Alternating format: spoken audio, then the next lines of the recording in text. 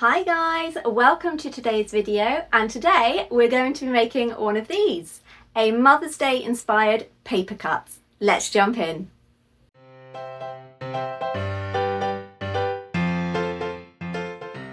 Now, to create your paper cut, you're going to obviously need a frame. I prefer these chunky box ones, but you can go with any size or design and finish that you would like. You're going to need some cardstock for the actual paper cuts. I am using this A3 160 GSM card from Paper Cutz. I'll drop the link down below. This is brilliant because it cuts really cleanly, and having the A3 size means that you can fit many designs on one sheet. Perfect for practice runs and just making sure that your design is going to hold together when it's finished. But you can also scale down your design and go for A4. They have got plenty of options on their websites. Now for the backing, it's completely up to you. You can either choose a fancy finish like this, we've got some holographic and glitter options, or a more traditional plain cardstock colour. Again, these are the same as the card that the paper cut will be cut from, which is 160 GSM. These are also from Paper Cutz. For weeding your design, I highly recommend using some sharp point tweezers and this Cricut spatula as well. You can get Silhouette ones and some from Amazon, but I've gone through quite a few and this Cricut one is my favourite because it's nice and thin.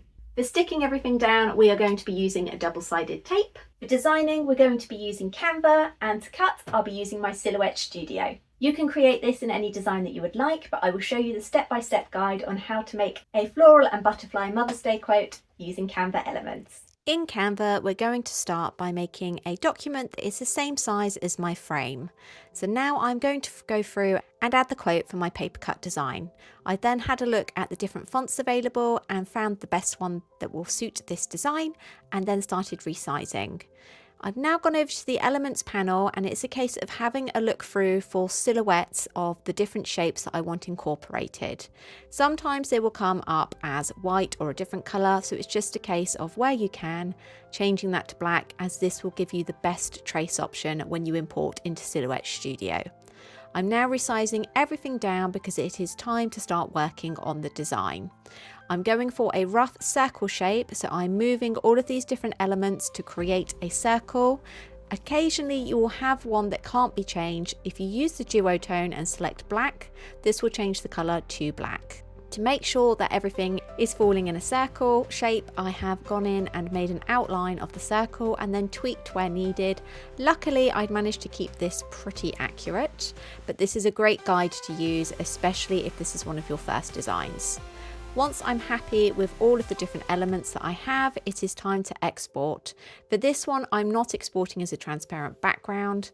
Once you've imported into Silhouette Studio, we are going to trace it and have a play around with the different filters, as these will give you a clean cut, but it is a case of trial and error. I've then deleted the image itself, and I've ungrouped all of the elements here so that I can manipulate the single ones. If you have a shape that is really small, like this point in the B and some of the veins, I have selected them, used the offset tool, and then deleted the original. For bits where I know that they are too small to cut, or there is too many shapes in a small area, I have deleted some and adjusted the size or used the offset tool, just to make sure that when this cuts, it's all going to keep together and we're not going to end up with any tears in the cardstock. Sometimes you need to manipulate the shapes manually. You might need to duplicate and mirror them just to make sure that you are getting a good design overall. Finally, I'm going to group everything and make a compound path, put it into black to make sure that I'm happy with how it looks before sending to cut. I have selected 26 off cut on and a single cut with a blade depth of 4. We are going to start with a test cut, and this is going to allow us to see any points in the design that need to be tweaked. So I'm using a contrast colour here instead of the white that I plan to use for the final one. This is just a nice cream 160 GSM from Paper Cutz. So we're going to place it onto the board. You can use A4 or A3. I'm using A3 because it allows me to use it for 2 cuts once I've checked if anything else needs to be tweaked. So we're going to load this into the machine and we're going to start cutting.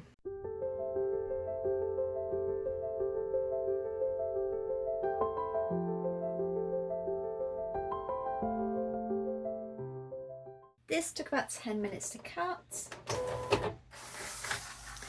We are now going to go through, my settings are good, as you can see, because we're using the amazing Paper Cutz cardstock. We've got a nice clean finish there. And I'm now going to use my tweezers, which are these needle pointed ones, to go through and make sure that everything comes out cleanly.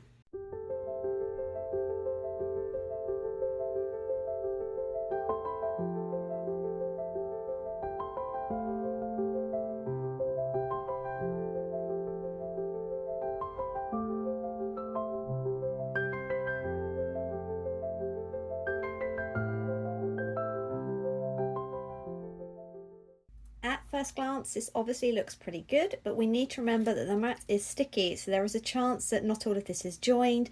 This is why we do the test cut. We now need to release it from the backing from the mat, and I'm going to use my Cricut spatula here. It's nice and thin, which means that it's not going to curl up the edge of the paper when I'm trying to lever it under like this. So this is definitely a bit of patience is needed. Back when I used to make paper cuts as my main item on Etsy, I used to really enjoy the weeding process.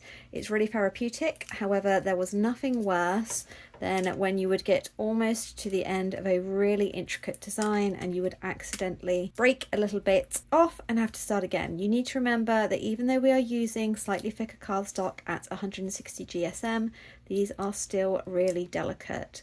We want them to look delicate, as that is what gives the beautiful floating effect once they're in the frame. So I'm going to go ahead and finish off releasing this, and then we're going to check back in on the design. So it's come off looking pretty good. However, you can see here, I'm not happy with the way the V and the E on Ever and the U and the E on Mum and Ever aren't connected. It just makes it look a little bit flimsy. And obviously once that's in the frame, you don't really want any single bit sticking up too much, especially if it's in the middle of the design like this. So we are now going to go back on the design, the bits that I'm not happy with, so that when I've got the design itself up in Silhouette, I know where I need to adjust. Having the red on the cream there just makes it a little bit easier to see. Other than that, I am really happy with how everything has come out. Again, these teeny tiny, really fine cuts like here, and these little details on the flowers here, and even these really itty bitty veins on the leaves here are a testament to the Paper Cutz cardstock quality. I tried literally hundreds back in 2013, 14, 15, when I used to make paper cuts as my sole item on Etsy, and Paper Cutz beat the quality hands down. It's how it's produced, so although it is made from paper fibers, it doesn't have this splitting that a lot of the other cardstocks used to have. So I get these beautiful clean cuts, and it's slightly thicker cardstock at 160 GSM, which means that it can take the more delicate designs like this. So let's head on over to Silhouette and fix this. I'm actually going to start by creating a frame in Silhouette Studio that is the same size as my frame backing. Because I want to create a mock mount, I've also made a smaller square inside and then resized the paper cut to fit in. For this, it's down to 15 centimeters. Next, we're going to create those little bridges by using the rounded rectangle tool and then selecting the area that I want to add on both, selecting all, and then press weld. Once I've positioned this back onto the board, it's time to cut. I finished cutting the final design, and obviously it is a lot smaller than the original. That's because I've sized it down to fit in the frame that I've purchased. Now you can see where I have gone in and made those bridges just there, and also between the E and the V as well. So despite this only being 15 centimeters wide at its widest point, you can see these details are still really crisp and really clear. That is all thanks to the wonderful Paper Cutz quality. So now we need to lift this off and get ready to start framing. So we're all released now, and the biggest tip that I can give you is to make sure that your cutting mat is free of any fluffs or card residue before you put your cardstock down for cutting. As you can see from the purple and cream flecks on mine, that's not something that I did. Now, because Paper Cutz is such high quality, it's not really been an issue, but very occasionally, especially if it's a larger bit of cardstock or fluff that's on the cutting mat, you can end up with parts of the design that are just ever so slightly, you can just see on this example, hopefully down here, there's like a little taggy bit there that's not cut through cleanly. This is nothing to do with Paper Cutz, it's because, as you saw, my mat wasn't as clean as it could be. So then I just grab a scalpel like this and very carefully with a steady hand just trim that little taggy bit off. You don't really want to be going onto the design, it's just literally for that little bit that didn't cut through cleanly. And now, as you can see, it is perfect. So next up we are going to frame this. Now, when it comes to choosing your backing colour, Paper Cutz have got so many different beautiful options available. If you wanted to go for a specialist finish, they have got plenty of holographic and mirror card finishes, including some wonderful shard versions, and even a great range of glitter cardstocks too. I'm a fan of the more pastel-y shades. I think that these look really nice with a white paper cut like this, and it's also more spring-like, and Mother's Day is typically round about spring. So once you have narrowed it down, you can obviously just place your paper cut on top so you can get an idea of what it would look like with the different contrasting colours. The glitter does look really cool and it contrasts quite well, and the holographic shimmer definitely adds an extra dimension. For my choice though, I have narrowed it down to either this sweet lilac colour or this slightly darker pink. I think I'm actually going to go for the pink because I prefer the contrast between the white paper cut and the background. Although it's a little bit dark on camera today, I can assure you it's not quite as muddy as showing up here. It is just a beautiful shade of pink that definitely looks very spring-like. So once we've decided on the backing colour, we're going to load this back up into the Silhouette Cameo, and we are going to cut this exactly the same size as the backing for your frame. I've got my backing and we cut this surround earlier. Obviously this is completely optional. I just prefer frames with a surround. This one didn't come with it, so I have made one myself. I just personally think they look a little bit more professional. So we are going to secure this to the backing. They are obviously the same size around the edge, and to do that I am going to use double-sided tape. So it is usually a good idea if you are cutting something like this to go for the corners and for a strip in the middle of each side. Now the part that we cut out from the surround and the paper cut, the reason I centered everything is because this is actually really handy to use when we are going to line up everything to make sure that it's in the middle. Obviously if you don't cut a surround, then I would suggest doing it exactly the same, but the rectangle would be obviously the same size as your frame, just so that you can use this bit here, which will eventually be thrown away, just to centrally align everything. So we've placed that in the middle, and now we are just going to put the paper cut inside, just to make sure that obviously everything is going to line up perfectly. And there we go. This just takes all of the guesswork and measuring out of the equation. This is a shortcut that I used when I used to sell hundreds of paper cuts every month. So when you have a detailed paper cut like this, you need to think very carefully about your anchor points, and we are going to be cutting the double-sided tape quite thinly. I would suggest that you need at least 2 on every side, and then for this text in the middle, which is obviously quite fine, I would be inclined to go for 2 again per row. Obviously you just need to be careful when you are cutting it to make sure that when you apply it, it doesn't overlap. However, because this tape here is quite fine, it means that you can fold it over if it does, so it won't be visible on the finished paper cut. So let's get on to that.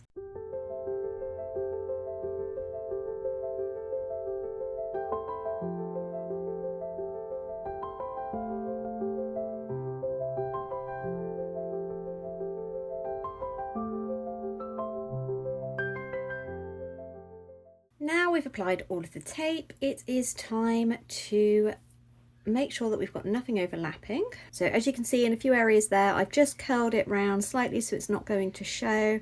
Just making sure that I've taken all of the tape backing off. That all looks good.